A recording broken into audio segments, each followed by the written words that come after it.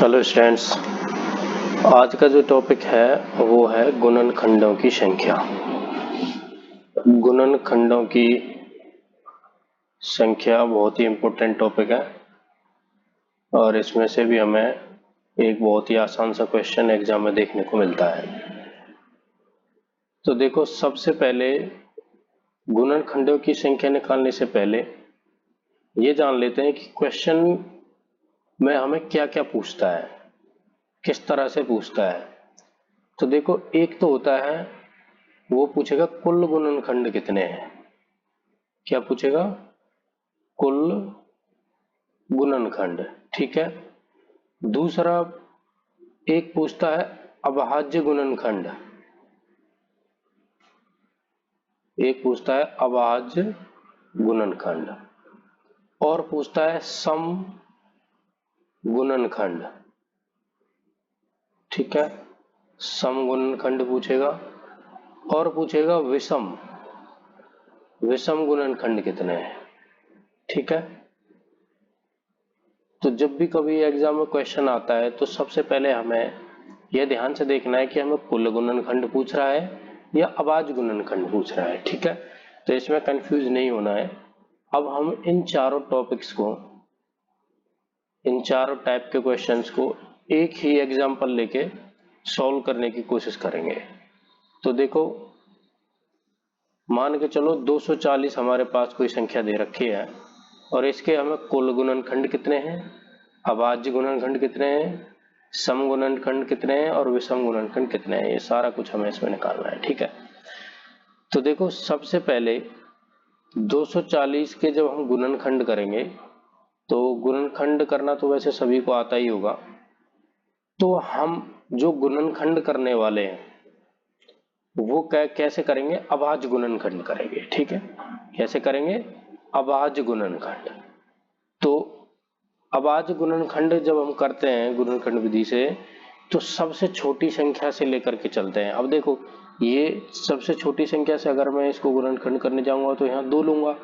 आप वैसे गुणनखंड करते टाइम 4 भी ले सकते हो यहाँ पे, लेकिन एक्चुअल में जो अभाज्य गुणनखंड विधि होती है उसमें क्या लेते हैं हम? छोटी से छोटी संख्या, और जो क्या है? अभाज्य है, इसलिए इसको अभाज्य गुणनखंड हम कहते हैं।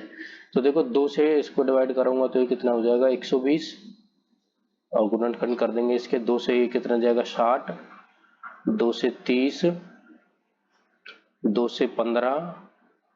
अब 2 से नहीं जाएगा तो 2 से बड़ी संख्या क्या है? 3 से देखेंगे, 3 से गया 5। अब ये 3 से तो नहीं जाएगा, 4 से नहीं जाएगा, 5 से जाएगा, तो 5 एकम 5, ठीक है। तो ये इसके क्या आ गए हमारे पास? गुणनखंड आ गए। गुणनखंड हमारे पास क्या आ गए? 2 गुना 2 गुना 2 गुना 2, कितने 2 हैं? 1 2 3 4, और गुना 3 गुना 5। इसको और मैं क्या लिख सकता हूं? 2 की घात 4 गुना 3 की घात 1 गुना 5 की घात 1। एक घात रहती है तो हम लिखे ना लिखें, बात एक ही है, कोई बात नहीं। अब देखो, इसमें अगर मुझे अभाज्य गुणनखंड वो पूछ रहा है, ठीक है, तो यहाँ पे मैं देख रहा हूं कि जो ये गुणनखंड मेरे पास लिखे हुए हैं, जैसे 2 है, 3 और 5 है, ये तीनों कैसे हैं? अभाज्य हैं, और इसके क्या है? गुणनखंड है। तो यही अभाज्य गुणनखंड है। तो इनकी जितनी घात है, मतलब ये जितनी संख्या में है, उनको अगर हम जोड़ दें तो वही क्या हो जाएंगे? इसके अभाज्य गुणनखंड।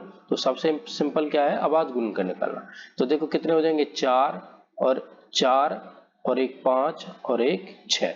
दो जो यहाँ पे हमारे पास जो घात दे रखी है गुणनखंडों में, उनको आप सिंपली ऐड कर दीजिए तो हमारे पास क्या निकल के आ जाएंगे? अभाज्य गुणनखंड निकल के आ जाएंगे, और ये कितने हो जाएंगे? 6, ठीक है। अभाज्य गुणनखंड कितने हो गए? यहाँ पे 6 हो गए। अब देखिए, अब हम यहाँ पे कुल गुणनखंड निकालेंगे। क्या निकालेंगे? कुल गुणनखंड।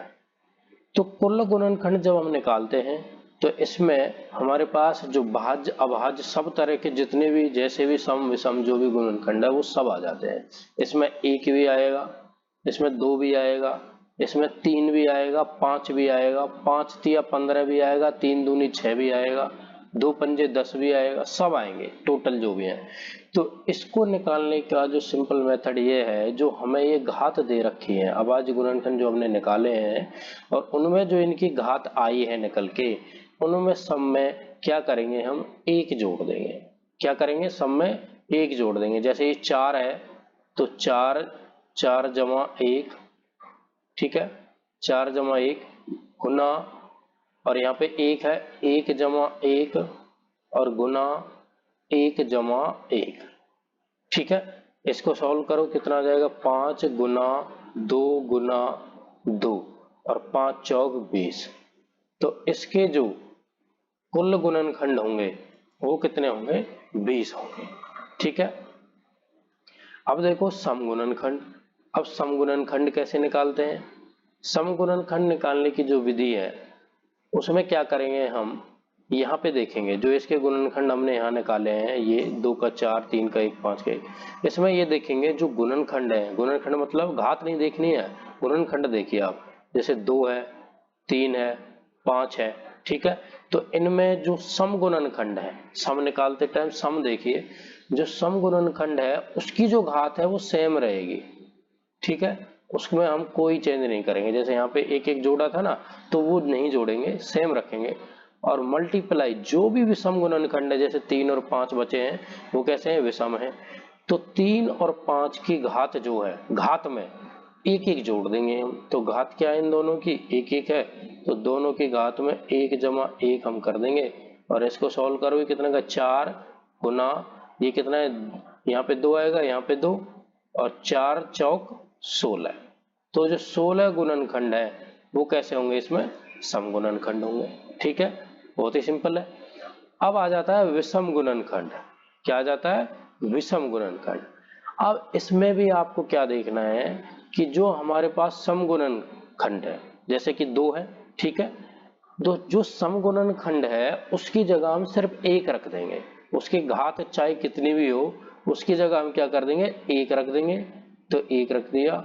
और जो विषम गुणनखंड है, जो कैसे हैं? विषम गुणनखंड हैं, उनकी घात में फिर से हम 1 जोड़ के और मल्टीप्लाई कर देंगे, ठीक है। तो ये कितना होगा? 1 गुना 2 गुना 2, ये कितने आ गए? 4। अब देखो उत्तर की पड़ताल भी यहाँ से हो जाएगी, वेरीफाई हो जाएगा क्वेश्चन। देखो सम कितने? 16 और विषम कितने? 4। 16 और 4 कितने हो गए? 20। कुल गुणनखंड कितने हो गए? 20। जब कुल गुणनखंड निकालेंगे तो उसमें से कुछ सम होंगे और कुछ क्या होंगे? विषम। अब ये मत कहना कि 16 4 20 और 6 अभाज्य भी हैं 26 हो गए, नहीं। जो ये अभाज्य गुणनखंड होते हैं ये भी सम विषम ही तो होते हैं। अभाज्य गुणनखंड जो होते हैं वो भी क्या होते हैं? सम और विषम ही तो होते हैं। जैसे कि अगर मैं 2 की बात करूं तो ये अभाज्य गुणनखंड है, 3 की बात करूं अभाज्य है, 5 क्या है? अभाज्य है। लेकिन 2 जो है वो सम भी है, 3 जो है वो विषम भी है, और ये 5 भी क्या है? विषम है, ठीक है। तो अभाज्य वाले को इसमें मिक्स मत करना, सम और विषम दोनों टोटल मिला के कुल गुणनखंड के बराबर होते हैं। अभाज्य गुणनखंड जो होते हैं वो जो हमारे पास हम अभाज्य गुणनखंडन करेंगे और उसके बाद जो गुणनखंड निकल के आएंगे, बस उनके आप देख लो कि कितनी बार आ रहा है, तो वही सारा क्या होता है? उसके अभाज्य गुणनखंड होते हैं, ठीक है। बहुत ही सिंपल क्वेश्चन था।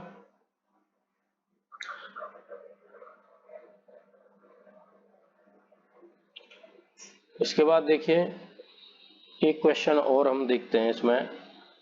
अब आप इस तरह से जो हमने एग्जांपल लिया है, सम विषम सबके क्या कर सकते हैं? हम निकाल सकते हैं कि कितने गुणनखंड हैं। तो एक एग्जांपल और लेते हैं यहाँ पे, जिसमें आप थोड़ा और क्लियर हो जाएगा। मान के चलो 15 की घात 10 दे रखी है, गुना 20 की घात 5 दे रखी है, और 12 की घात 8 दे रखी है, ठीक है। ये क्वेश्चन एक दे रखा है और इसमें आपको जो निकालना है वो निकालना है अभाज्य गुणनखंड, ठीक है। अभाज्य गुणनखंड कितने हैं इसके? अभाज्य गुणनखंडों की संख्या हमें निकालनी है इस क्वेश्चन में। तो कैसे निकालेंगे? तो देखो इसमें हमें संख्या ना देते हुए मल्टीपल एक दे रखा है, ठीक है। तो हम क्या करेंगे, जो हमारे पास ये गुणनखंड जो दे रखे हैं, ये 15 20 12, ठीक है, इसको हम अभाज्य गुणनखंडों में तोड़ देंगे। अभाज्य गुणनखंडों में कैसे तोड़ेंगे? छोटे से छोटे जो मल्टीपल इसका हो सकता है उनमें तोड़ देंगे।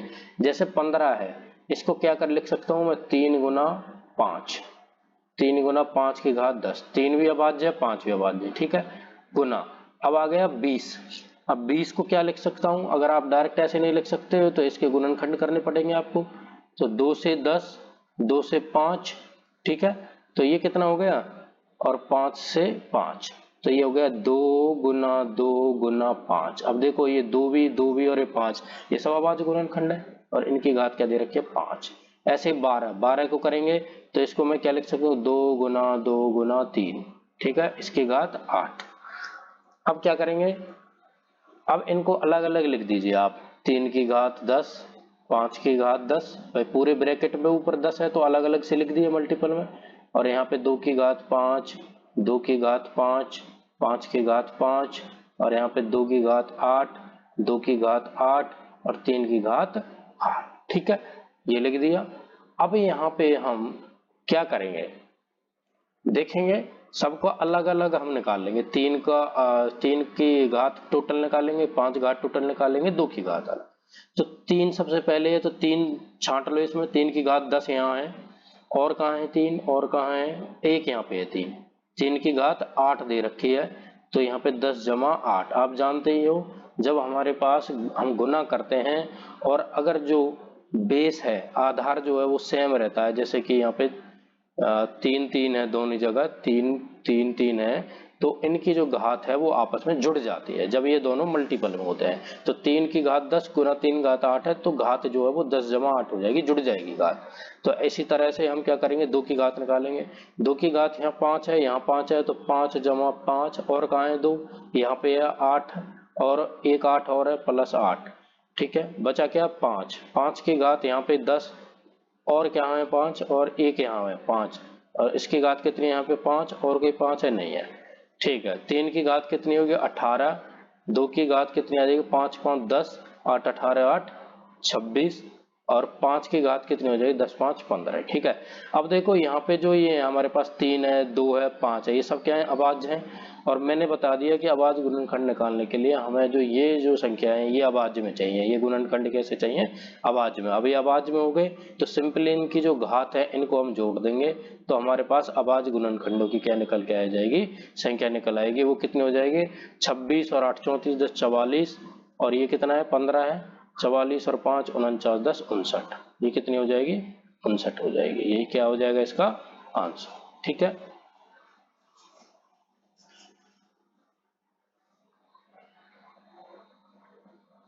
अब देखो इसी में एक चीज और आती है, गुणनखंडों का योग। क्या आता है?